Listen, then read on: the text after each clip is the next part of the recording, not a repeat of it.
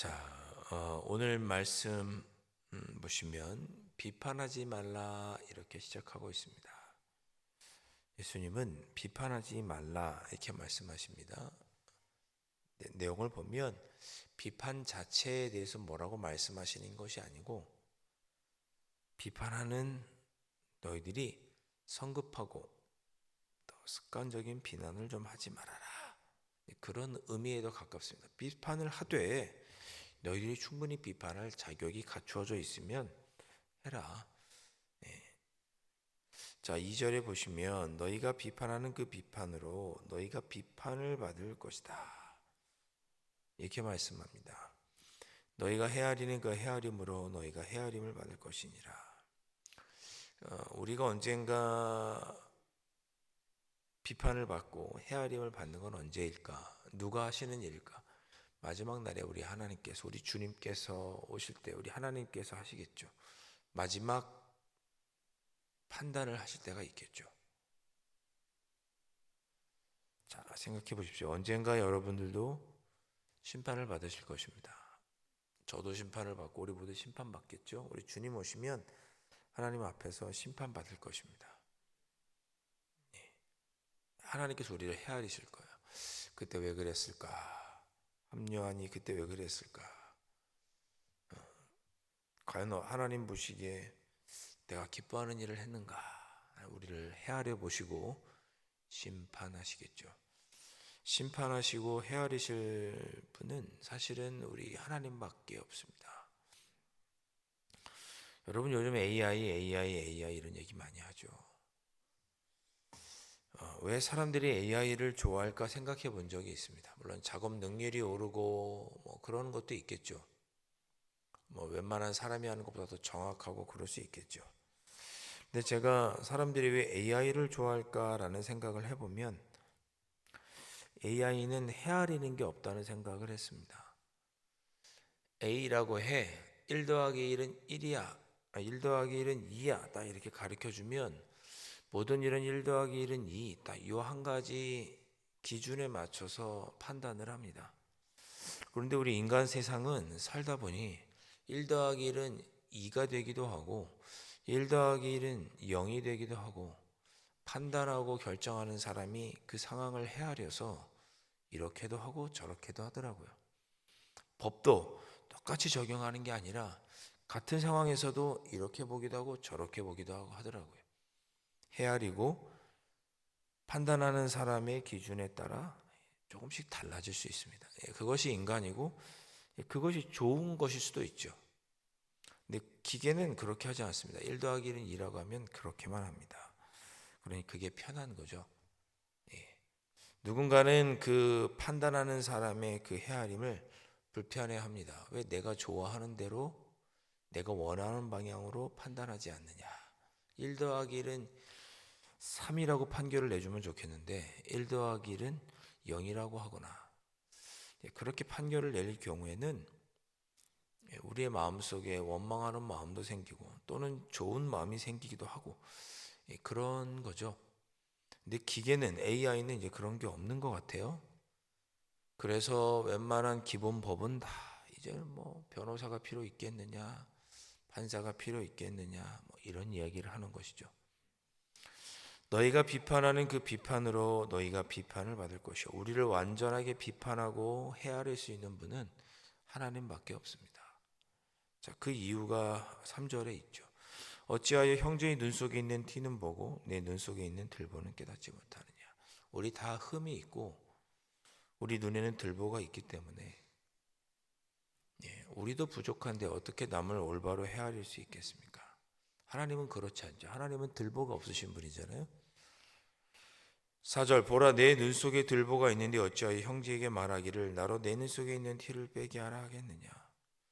먼저 누군가를 비판하려면 내가 먼저 깨끗하고 올바른 기준에 서 있을 때 비판할 수 있는데 우리는 거기에 완벽하게 부합하는 사람이 이 땅에는 한 명도 없는 거죠.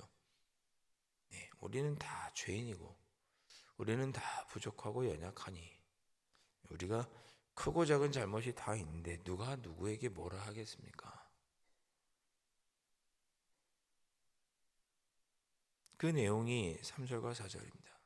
우리를 올바로 심판하고 우리를 올바로 헤아리려면 올바로 심판하고 헤아릴 분이 먼저 완전하고 흠이 없고 우리를 비판할 충분할 자격이 있어야 되는데 그런 분은 하나님밖에 없는 거죠.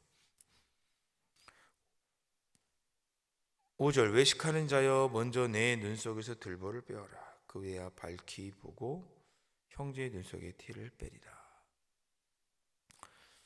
율법 학자들 바리새인들이 이런 거 잘하는 거죠. 자기가 사람들이 보는 1 더하기 1은 2라고 하는 기준에 맞는 행동을 최대한 해서 사람들이 거기에 미치지 못하면 다 죄인 취급하고 그러는 거죠. 그러나 그 마음 속에는 악한 것들이 가득하죠. 예수님은 그 마음도 보셨고 마음을 뭐라고 하시는 분이시니 그 중심을 보시는 분이니까 속은 썩었는데 겉은 뭔가 규칙을 잘 지키는 것처럼 하고 그걸 가지고 사람들을 정죄하고 판단하고 내가 너보다 더 우월하고 뛰어나다고 말하려고 하는 사람들 바리새인입니다. 여러분 우리 다 압니다. 우리는 경험적으로 우리가 성경의 말씀이 아니더라도 경험적으로 압니다. 내가 다른 사람에게 되는 잣대를 똑같이 나 자신에게도 돼야죠. 다른 사람이 어떻게 하나 내 눈높이를 보고 그 사람을 판단하면 똑같이 나에게도 죄하죠. 우리 왜 흔히 내로남불이라고 하잖아요. 내가 하면 로맨스고 남이 하면 불륜이고 기준이 똑같아야죠. 나에게 되는 잣대와 상대방에게 재는 잣대가 기준이 똑같아야 됩니다. 나한테는 관대하고 타인한테는 엄격한 사람, 바리새인이죠. 그런 걸 보고 외식하는 자여 예수님 꾸짖으시고 네 눈에 있는 먼저 들보부터 뺀 다음에 다른 사람의 티를 가지고 뭐라고 해라. 네 마음이 먼저 하나님께서 원하시는 마음으로 바뀐 후에 남에게 뭐라고 해라. 그렇게 말씀하십니다. 언젠가 하나님 그걸 다 보고 판단하실 거다. 6절 거룩한 것을 계획해 주지 말며 너희 진주를 돼지 앞에 던지지 말라. 거룩한 것 아마 구별된 특별한 음식이겠죠. 진주 값진 것을 이야기하죠. 거룩하고 값진 것을 그 가치를 모르는 자에게 주지 말고 그 가치를 아는 자에게 주어라. 이것이 이런 정말 중요한 진리를 하나님 나라의 복음을 깨닫는 자에게나 의미 있고 귀한 것이지 그걸 깨닫지 못하는 자에게는 아무런 의미가 없는 거죠. 여러분 우리 마태복음 7장이지 않습니까? 이제 산상수훈이 마무리될 터인데 5장과 6장이 여러분에게는 거룩한 것이고 진주같이 귀하고 값진 것입니까? 내가 정말 이 말씀대로 살아야겠다. 그런 생각이 드시는 그런 말씀들인가요? 아니면 예수님께서 하신 말씀이고 이 땅을 살아가는 우리에게는 그렇게 이 시대에 맞지 않는 말씀이다. 그렇게 생각하는 것은 아닐까. 바리새인들은 그렇게 생각했겠죠. 자, 그래서 거룩한 것, 하나님 나라의 복음, 마태복음 산상수훈과 같은 귀하고 귀한 말씀을 정말 하나님의 말씀으로 귀한 것으로 깨닫고 받아들이고 살려고 하는 사람들에게나 가치 있는 것이지 그냥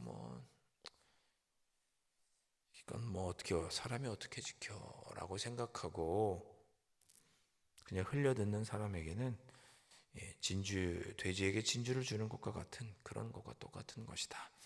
예수님께서 6절에 말씀합니다. 비판하지 말라라는 말씀 여러분 마음에 잘 새기시기를 바랍니다. 우리가 누구를 비판하겠습니까? 우리 다 죄인이고 부족하고 다 똑같습니다. 다 거기서 거기죠. 도토리 키재기 아니겠습니까? 하나님 보기에. 이런 마음이 있을 때 우리는 다른 사람에게서 관용할 수 있는 거죠. 그런 마음을 늘 가지셔야 합니다. 자, 그런 말씀으로 귀하게 받아들이는 사람에게는 이 산상수훈의 말씀이 진주로 여겨지는 것이고 그렇지 않게 받아들인 분에게는 그냥 돼지에게 진주를 던져주는 것과 같이 그냥 의미 없고 가치 없는 말씀이 되겠죠. 자, 이 말씀을 거룩하고 또 귀하게 가치 있게 받게 하는 것은 나의 마음입니다. 내가 얼마나 이것을 귀하게 여기느냐 안 여기느냐에 따라서 이 산상수훈의 말씀이 귀한 것이 되기도 하고 돼지에게 드려지는 것이 되기도 한다. 7절 말씀, 구하라 그리하면 너에게 주실 것이요 찾아라 그리하면 찾아낼 것이요 문을 두드리라 그리하면 너에게 열릴 것이니. 한마디로 기도하라 그런 말씀이죠. 구하라 찾으라 두드리라 기도하라는 말씀입니다. 기도해야 되는 이유가 8절에 나오죠. 구하는 이마다 받을 것이고 찾는 이마다 찾을 것이고 두드리는 이마다 열릴 것이니 하나님께서 응답하시니 하나님께 간구해라. 너희 중에 누가 아들이 떡을 달라면 떡을 주고 생선을 달라는데 뱀을 주겠느냐. 반드시 하나님께서 응답해 주신다는 거죠. 11절 너희가 악한 자라도 좋은 것으로 자식에게 줄 알거든 하물며 하늘에 계신 너희 아버지께서 구하는 자에게 좋은 것으로 주시지 않겠느냐. 너희들이 구하고 찾고 두드리면 인간의 부모라도 자녀들에게 좋은 걸로 줄 아는데 하물며 하늘에 계신 하나님께서 구하고 찾고 두드리는 자에게 주지 않으시겠느냐. 그런 말씀입니다. 거꾸로 얘기하면 하나님은 우리에게 다 응답해 주셨죠. 우리가 응답해 주신 것을 깨닫지 못할 뿐일 수도 있죠. 하나님은 기도에 응답해 주셨는데 우리가 기도에 응답해 주신 것을 듣지 못할 수도 있죠. 하나님께서 우리에게 기도에 응답해 주시는 것은 당연한 것입니다. 부모가 자녀에게 요청하는 바를 다 들어주는 것처럼 하나님께서 우리의 기도에 응답해 주시는 건 당연한 일입니다. 그런데 만약에 우리에게 기도의 응답이 없다고 느낀다면 우리가 기도의 응답을 이미 해주셨음에도 불구하고 듣지 못했을 수도 있겠죠. 한번 우리 자신을 돌아보시기를 바랍니다. 12절 그러므로 무엇이든지 남에게 대접을 받고자 하는 대로 너희도 남을 대접하라. 이것이 율법이요 선지자니라. 7장 12절의 말씀을 가리켜서 우리 구약의 황금률이라고 하죠. 황금률. 남에게 대접받고자 하는 대로 너희도 남을 대접하라. 달리 표현하면 우리 1절의 표현을 하면 너도 비판받고 싶지 않으면 너도 다른 사람 비판하지 말아라. 그런 거죠. 앞에 6장에 있는 표현으로 하면 어떻게 돼요? 너도 정죄받고 싶지 않으면 다른 사람 정죄하지 말아라. 용서받기 원하면 너도 용서해라. 사랑받기 원하면 사랑해라. 그런 말씀인 거죠.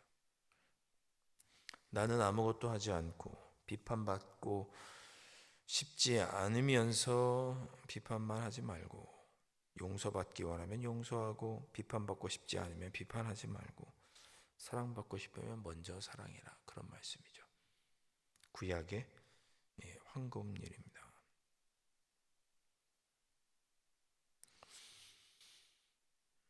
어떤 목사님이 그런 책에 그런 이야기를 이렇게 예화로 적으셨더라고요. 본인 경험담이었습니다.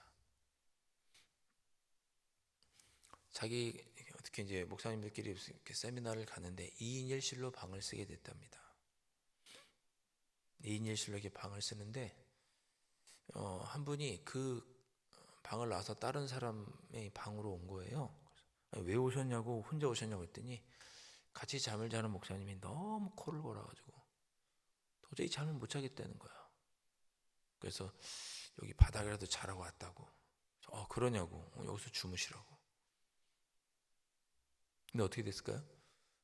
그 오신 분이 잠을 자는데 코를 너무 골아가지고 그 방에 있던 분들이 다른 데 나와서 이렇게 웅크리고 잤다고 그러더라고요. 아침에 일어나 보니까 침대에 있어야 될 분들이 없고 어디 멀리 가 있는 거 보고 다시는 코 고는 것 같고 내가 뭐라 안 하겠다고 그 목사님이 그렇게 이야기했다는 글을 보았습니다. 재밌죠? 우리 다 똑같습니다. 정도의 차이가 있을 뿐이지 우리 중에 누가 완벽한 사람이 있겠습니까? 상대방 입장에서 한번 생각해 보시고 나도 죄인이니 내가 존중받기 원하면 내가 존중받은 일을 해야죠. 비판하지 말라. 그래야 비판받지 않을 것이다. 용서해라. 그래야 용서받을 것이다. 사랑해라. 그래야 사랑받을 것이다.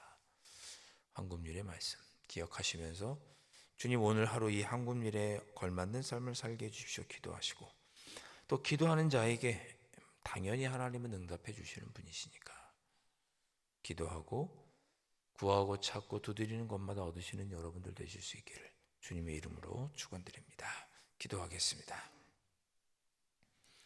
아버지 하나님, 하나님은 우리에게 황금률을 주시며 우리 모두 부족하고 연약하니 서로 비판하지 말라고 가르쳐 주셨습니다. 그래야 우리도 비판받지 않게 될 것이라고 알려주셨습니다. 남이 하기 싫은 것은 또 내가 하기 싫은 것은 남이 하기 싫은 것이고 내가 하고 싶은 것은 남도 하고 싶어 합니다. 다 똑같습니다. 이런 관용의 마음으로 살아가는 저희들이 될 수 있도록 오늘 하루도 성령 하나님 지켜주시고 인도하여 주옵소서. 오늘 구하는 것마다 찾는 것마다 두드리는 것마다 하나님은 당연히 주신다고 말씀하십니다. 아버지 마음속에 있는 기도의 제목을 아뢰오니 하나님께서 우리에게 주실 줄로 믿고 오늘 말씀을 의지하여서 기도의 끈을 놓지 않는 저희들 되게 하여 주시옵시고 귀한 하나님의 응답 누리며 기쁨과 감사로 살아가는 저희들 될 수 있도록 성령 하나님 인도하여 주시옵소서. 귀하신 예수 그리스도의 이름으로 간절히 기도하옵나이다. 아멘. 하늘에 계신 우리 아버지, 아버지의 이름을 거룩하게 하시며 아버지의 나라가 오게 하시며 아버지의 뜻이 하늘에서와 같이 땅에서도 이루어지게 하소서. 오늘 우리에게 일용할 양식을 주시고 우리가 우리에게 잘못한 사람을 용서하여 준 것 같이 우리 죄를 용서하여 주시고 우리를 시험에 빠지지 않게 하시고 악에서 구하소서. 나라와 권능과 영광이 영원히 아버지의 것입니다. 아멘.